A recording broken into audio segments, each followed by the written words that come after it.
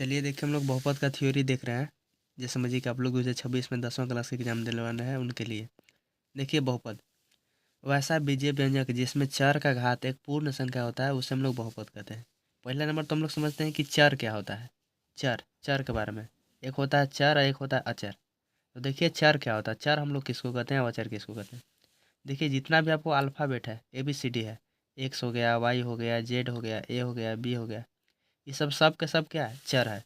और अचर क्या होता है, डिजिट अंक, मतलब 1 2 3 4 √2 √5, ये सब समझिए कि क्या अचर है। ठीक है। तो कह रहा है कि वैसा बीजीय व्यंजक जिसमें चर का घात, जो चर का घात होगा हमेशा एक पूर्ण संख्या होगा। और थोड़ा सा हम लोग पूर्ण संख्या के बारे में भी समझ लेते हैं। पूर्ण संख्या समझिए कि 0 से स्टार्ट होता है, 0 1 2 3 4। ठीक है, उसको हम बोलते हैं पूर्ण संख्या कहते हैं। तो चलिए देखिए बहुपद को हम लोग P×X, Q×X, R×X से सूचित करते हैं। तो देखिए x और प्लस 3x+1 है। तो बताइए कि एकरा में चर क्या है। तो आप कहिए कि चर x है, तो बताइए कि x के घात क्या है। तो कहिए कि 2 है, तो 2 क्या है, 2 समझिए कि एक पूर्ण संख्या है। यहाँ भी समझिए कि चर क्या x है, x के घात क्या 1 है, तब पूर्ण संख्या है, तो समझिए कि बहुपद हो जाएगा। अब इसमें देखिए 3x³ plus 4x² plus 5x+3 है। तो समझिए कि इसमें चर क्या है, एक्स है, तो एक्स के घात समझिए कि 3 है तो पूर्ण संख्या है। एक्स के घात समझिए कि 2 है तो यह पूर्ण संख्या है। एक्स के घात 1 है तो ये पूर्ण संख्या है। यहाँ देखिए √x+1 है, √x+2 है। अब बताइए कि इसको कीजिएगा तो x के पावर 1/2 और प्लस 2 हो जाएगा। तो आप बताइए कि समझिए कि पूर्ण संख्या में 1/2 थोड़ी ना आता है, इसलिए समझिए कि बहुपद नहीं होगा। ठीक है, बहुपद नहीं होगा। इस प्रकार से समझिए कि √2x² प्लस 5x+4। x आपको आगे वो नहीं देखना है, आपको x के घात देखना है कि x के घात क्या है। तो x के घात 2 है, तो 2 समझिए कि पूर्ण संख्या है, ये भी समझिए कि पूर्ण संख्या है, तो समझिए कि बहुपद हो जाएगा। ठीक है। x का उच्चतम घात n को बहुपद का घात कहते हैं। जैसे बोले कि x² प्लस 3x+1 में बोला कि x का घात बताइए, तो x के घात 2 होगा। ये समझिए कि x के मतलब समझिए कि चर के समझिए कि जो हाईएस्ट पावर रहेगा उसको हम लोग बोलेंगे बहुपद के घात बोलेंगे। तो x के पावर 5 प्लस 4x+3 है, इसमें x का घात आपको 5 हो जाएगा। देखिए x प्लस से 5 x के पावर x प्लस 10 x के पावर 5 प्लस 12 है। इसमें समझिए कि x के घात कितना हो जाएगा, हाईएस्ट पावर देखना है तो हाईएस्ट पावर 5 है, तो आपको 5 हो जाएगा। देखिए पद के आधार पर बहुपद के प्रकार। पहला है एक पदी बहुपद। वैसा बहुपद जिसमें पदों की संख्या 1 हो उसको एक पदी बहुपद कहते हैं। जैसे देखिए 2x लिखल है, तो समझिए कि क्या है, एक पदी बहुपद है, क्योंकि एकरा में एक पद है। 4x है, 5x के पावर 4 है, 10x³ है, 2 है, 4 है, 6 है, ये भी समझिए कि क्या है, एक पदी बहुपद है, मतलब एक पद है, सिंगल एक पद है। देखिए घात क्या होता है, घात के बारे में थोड़ा सा ऊपर भी हम लोग समझे, फिर समझ लेते हैं।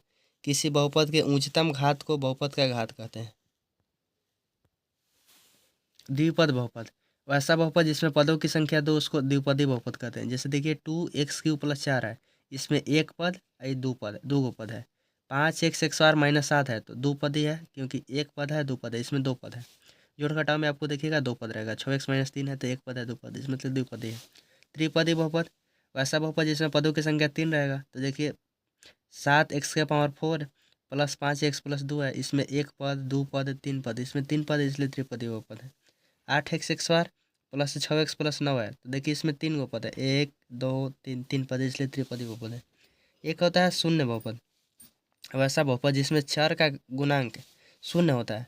जैसे देखिए x² अब प्लस x है, तो देखिए आगे 0 लिखा हुआ है, मतलब समझिए कि जो चर है उसको गुणांक 0 हमेशा रहेगा, उसको बोलेंगे शून्य बहुपद। देखिए अचर बहुपद क्या होता है, जिस बहुपद में सिर्फ एक ही पद हो वह वास्तविक संख्या के बराबर हो उसको बोलते हैं अचर बहुपद।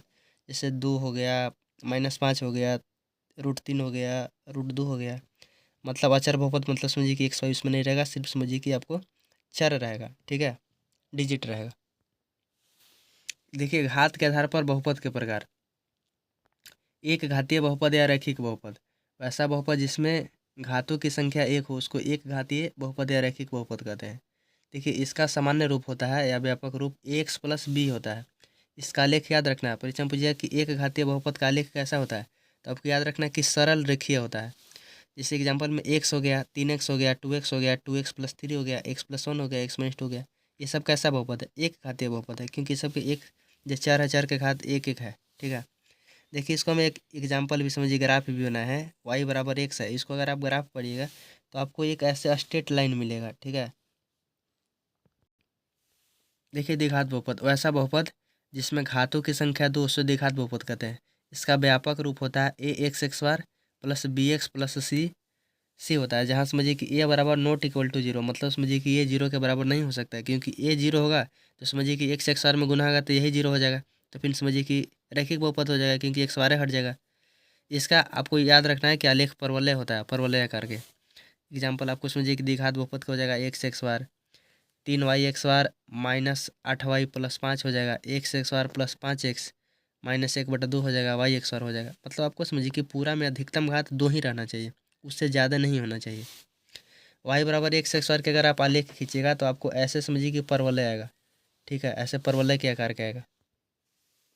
त्रिघातीय बहुपद, 3 घात वाले बहुपद को त्रिघातीय बहुपद हम लोग कहते हैं। इसका व्यापक रूप होता है ax³ plus bx(x)² plus cx plus d होता है, जहाँ a बराबर नॉट इक्वल टू जीरो, मतलब समझिए कि a जीरो नहीं हो सकता है, b c d जीरो हो सकता है, बाकी a जीरो नहीं होगा, क्योंकि a जीरो होगा तो यहाँ जीरो कीजिएगा तो समझिए कि x³ हट जाएगा, मतलब समझिए कि जीरो हो जाएगा, तो फिर त्रिघात बहुपद होबे नहीं करेगा।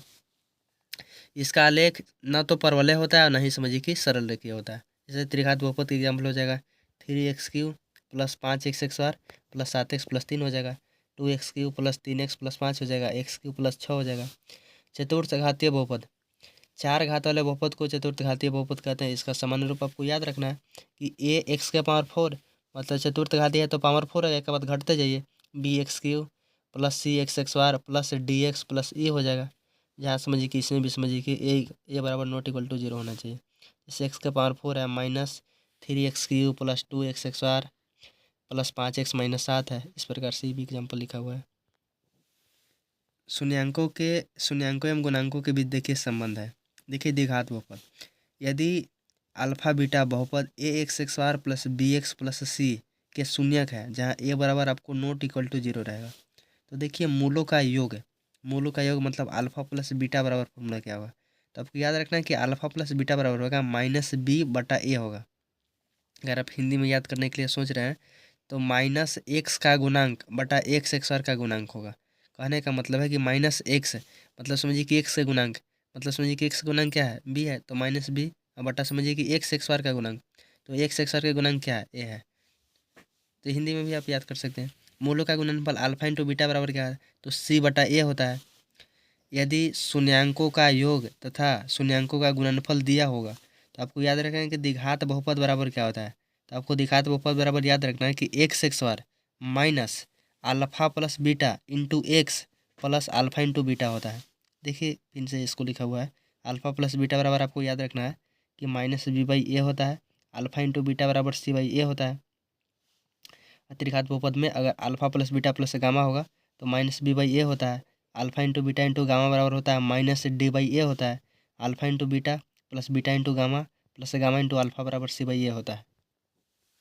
देखिए त्रिघातीय बहुपद है, यदि अल्फा बीटा और गामा समझिए कि ax³ plus bx(x)² plus cx plus d के शून्यक है, जहाँ a बराबर नॉट इक्वल टू जीरो रहेगा। तो देखिए मूलों का योग, मूलों का योग मतलब समझिए कि alpha plus beta plus gamma बराबर क्या होगा, तो आपको याद रखना माइनस b/a होता है। मूलों का गुणनफल alpha into beta into gamma बराबर क्या आता है, तो माइनस d/a होता है, माइनस अचर पद बटा x³ का गुणांक होता है। दो अलग अलग आप समझिए कि मूलों का योग, मूलों का गुणनफल का योग दे ले रहेगा, मतलब alpha into beta into gamma plus gamma into alpha बराबर c/a होता है, एक्स का गुणांक बटा x³ का गुणांक। त्रिघातीय बहुपद बराबर आपको याद रखना है x³ minus alpha plus beta plus gamma into x x बार plus alpha into beta into gamma plus gamma into alpha into x minus alpha into beta into gamma होता है। देखिए महत्वपूर्ण फार्मूला है, आपको याद रखना है, निकालने में आपको काम आएगा बहुपद में ही। एम प्लस बी के होल स्क्वायर क्या होता है, तो आपको याद होगा ए एक्स आर होता है प्लस बी एक्स आर होता है प्लस 2b होता है। देखिए इसको दूसरा भी फार्मूला है, ए माइनस बी के होल स्क्वायर और प्लस 4ab भी होता है। ए माइनस बी के होल स्क्वायर बराबर क्या होता है, ए एक्स बार प्लस बी एक्स बार माइनस 2ab होता है। यह इसका दूसरा फार्मूला ए प्लस बी के होल स्क्वायर माइनस 4ab। ए एक्स बार प्लस बी एक्स बार बराबर क्या फार्मूला था, तो ए प्लस बी का होल स्क्वायर होता है माइनस 2ab होता है। यह इसका दूसरा फार्मूला है कि ए माइनस बी का whole square plus 2ab।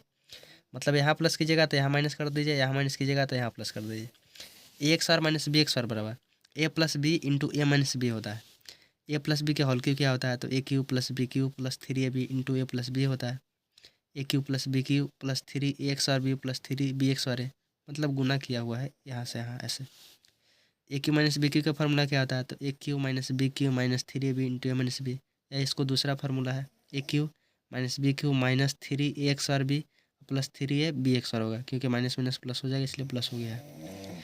A Q plus B Q A plus B into A X R minus A B plus B X are. देखिए इसको दूसरा भी फार्मूला है ए प्लस बी के whole Q minus three A B into A plus B. A Q minus B Q बराबर क्या होता है, तो ए minus B into A X R plus A B plus B X R होता है।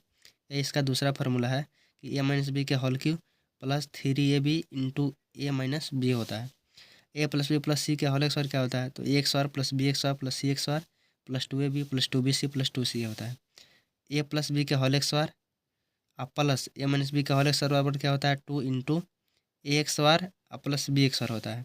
A plus B का whole X R minus, अगर आप अंदर कर रहे हैं, ए माइनस बी का होल एक्स आर बराबर होता है फोर ए बी। देखिए भाज्य बराबर आपको याद रखना है, भाज्य बराबर भाजक होता है, भाजक गुने भागफल और जोड़ से शेष होता है। इसी फार्मूला से निकला हुआ है कि भाजक बराबर क्या होगा, तो भाज्य माइनस शेष बटा भागफल होगा।